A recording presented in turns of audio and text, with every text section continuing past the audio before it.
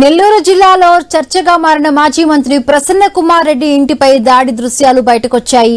150 నుండి 200 మందికి పైగా దుండగులు నల్లపురెడ్డి ప్రసన్న కుమార్ రెడ్డి ఇంటిపై దాడి చేసి ఇంటిలో ఒక్క వస్తువు మిగలకుండా ధ్వంసం చేశారు. ఇక పోలీసులు ఉన్న అంతమంది ఒక్కసారి వచ్చేసరికి ఏమీ చేయలేక ప్రేక్షక పాత్ర పోషించాల్సి వచ్చింది.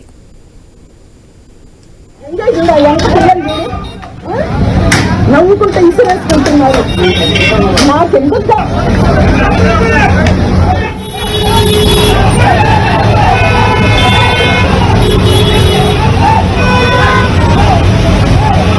పోలీసులు చదువుతున్నారు లోపల.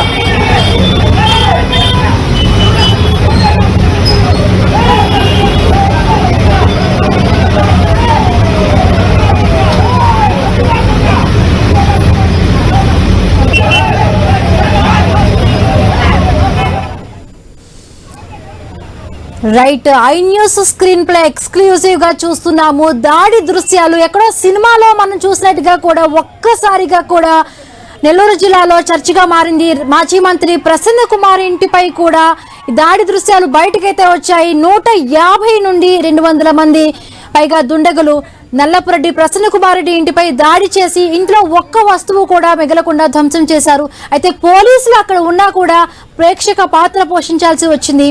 సో ఏమి చేయలేక కూడా పోలీసులు కూడా ఉండిపోవాల్సిన పరిస్థితి ఏర్పడింది.